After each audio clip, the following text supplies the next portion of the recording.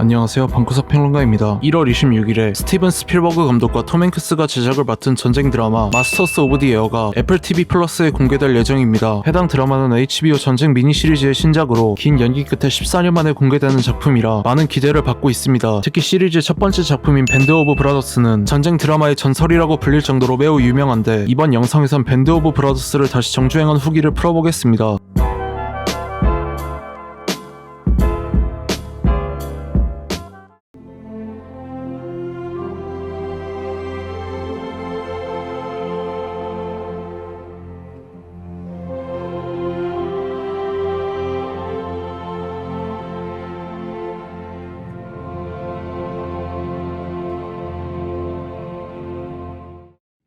제2차 세계대전의 유럽 전선을 배경으로 하는 작품들 중 가장 유명한 작품 중 하나이고, FPS 게임 콜 오브 듀티 시리즈 등 여러 매체에서 오마주하기도 했던 만큼 이 드라마를 끝까지 다 보신 분도 많을 것이고, 군대에서 정훈교육 자료로 많이 쓰이기도 해서 일부 장면들을 한 번쯤은 보셨을 겁니다. 제가 육군 종합군수학교에서 후반기 교육을 받을 때도 교관분들이 이 드라마의 내용을 많이 인용했던 기억이 납니다. 전쟁 영화들 중 최고 명작으로 꼽히는 라이언 일병 구하기를 연출한 스티븐 스필버그 감독과 해당 영화의 주연 배우 톰 행크스가 총괄 제작자로 참여한 만큼 엄청난 완성도로 유명한데, 이 드라마를 라이언 일병 구하기보다 더 명작으로 생각하는 분들도 있을 정도입니다. 한국에서도 밀리터리 마니아들과 군필 남성들에게 크게 호평받았고, MBC에서 더빙하여 방영하기도 했는데 더빙 퀄리티가 매우 훌륭했던 것으로 알려져 있습니다.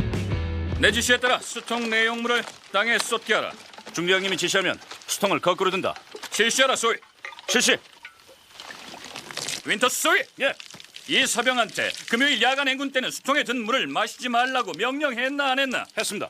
크리스 존슨 이병, 너는 직속상관의 명령을 어겼다.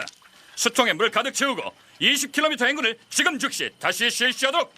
국내에선 왓챠와 웨이브에서 시청 가능했지만 현재는 계약이 만료되어 스트리밍 서비스에선 시청할 수 없고, 저는 다행히 DVD로 소장하고 있기 때문에 DVD로 다시 정주행했습니다. 이 드라마는 역사학자이자 제2차 세계대전 관련 역사 도서들을 집필한 스티븐 E. 엠브로스의 논픽션 소설을 원작으로 하였고, 미 육군 제101 공수사단 506 연대 2대대 이지 중대원들의 실제 이야기를 각색하여 만들어졌습니다. 공수부대는 제1차 세계대전 이후에 이탈리아, 소련, 독일 등의 국가들에서 창설되었는데, 대규모 인원의 공수부대가 투입된 가장 유명한 군사작전은 노르망디 상륙작전이고, 영국군 제6 공수사단, 미군 제82 공수사단, 그리고 이 드라마에 등장하는 제101 공수사단이 투입되었습니다. 노르망디 상륙작전 시작 2년 전인 1942년 미국 조지아주 캠프 토코아에서 제101 공수사단 대원들이 공수보병 양성교육을 시작하는데, 이지 중대원들은 중대장 허버트 소벌 대위의 엄격한 훈련과 융통성 없는 훈육으로 골머리를 앓게 됩니다. 리차드 윈터스 중위 같은 유능한 장교도 있었는데 소벌 대위는 그를 견제하기 시작합니다. 공수교육을 마친 이지 중대원들은 야전 전술 교육을 시작하는데, 소벌 대위의 처참한 지휘 능력에 혀를 내두르고 소벌이 윈터스 중위에게 누명을 씌워 징계하려는 사건까지 발생하자 중대 부사관들이 단체로 연대장인 싱크 대령에게 항명하게 되고, 그 결과 소벌 대위는 사단 공수교육대로 전출됩니다. 그렇게 이지 중대원들이 1944년 6월 6일 새벽에 노르망디로 강화하게 되고, 노르망디 상륙작전, 마켓 가든 작전, 걸지 전투 등의 사건들을 시간 순서대로 따라갑니다. 여러 검수를 거쳐 실제 101 공수사단 대원들이 사용한 전투 장비와 암구호 및 신호기 등 고증을 잘 살려서 호평받기도 했지만, 이 드라마가 많은 사랑을 받게 된 가장 큰 이유는 실존 인물들을 매력적이고 인상적인 캐릭터들로 훌륭하게 옮겨놨기 때문이라고 생각합니다. 주역인 윈터스와 닉슨은 물론 립턴과 랜들먼 같은 참군인 부사관들도 있고, 멀라키, 가니어, 화칸테, 리브가, 러츠 등 일반 시청자들이 봐도 공감할 수 있는 캐릭터들이 등장하는데, 각 에피소드마다 중심 인물이 달라도 이질감이 든다거나 몰입에 방해가 되는 느낌은 전혀 없었습니다. 다만 앞서 언급했던 것처럼 실제 이야기를 그대로 옮긴 것은 아니고 각색된 부분들이 있는데, 3화에 등장하는 엘버트 블라이스 이병이 1948년에 노르망디에서 입은 부상으로 사망했다고 나오지만 실제로는 죽지 않고 6.25 전쟁에도 참전했다고 합니다. 또한 패급 장교로 묘사된 노먼 다이크 중위는 실제로는 훈장도 여러 개 받을 만큼 활약했었다고 합니다. 그 외에도 5화에서 윈터스가 독일군 소년병을 사살한 뒤 고뇌하는 부분은 실제와 다르다고 하는데, 드라마에 묘사된 내용과 실제 인물들의 이야기 간 차이점 중 아는 부분들을 댓글에 남겨주시면 감사하겠습니다. 에피소드 도입부마다 실제 참전 용사들의 인터뷰가 나오는데, 마지막 화에 엔딩이 나오고 나서야 그분들의 이름이 나오는 걸 보고 느꼈던 감동은 몇 번을 돌려봐도 그대로였습니다. 이 드라마의 중심 내용이 이지 중대원들의 끈끈한 전우회인 만큼 군복무 경험이 있는 시청자들에게 더욱 큰 공감과 호평을 받았고, 군필자가 많은 한국에서도 호평받으며 여러 번 방영되었습니다. 여담으로 무명 시절에 마이클 패스벤더, 제임스 맥커보이, 톰 하디, 앤드류 스콧, 사이먼 페그가 출연하기도 했습니다. 이 드라마는 2002년 에미 시상식에서 최우수 미니 시리즈 상을 수상했는데, 스티븐 스필버그 감독이 수상의 영광을 리처드 윈터스 소령과 이지 중대 소속 참전 용사들에게 돌린다는 수상 수상 소감을 밝혀 기립박수를 받기도 했습니다. 이후 스필버그 감독과 톰 행크스는 제2차 세계대전의 태평양 전선에서 활약한 참전 용사들에게 우리의 이야기는 언제 밴드 오브 브라더스 같은 드라마로 제작되냐는 편지를 여러 개 받았다고 하는데, 이후 2010년에 태평양 전선에서 활약한 미 해병대의 이야기를 다룬 미니 시리즈 더 퍼시픽이 방영되었습니다. 더 퍼시픽은 지구 반대편의 전쟁을 다룬 만큼 밴드 오브 브라더스와는 전혀 다른 분위기의 작품이면서도 똑같이 훌륭한 완성도를 보여줘서 극찬받았는데, 다음 영상에선 더 퍼시픽을 다뤄보겠습니다. 이상 시청해주셔서 감사합니다.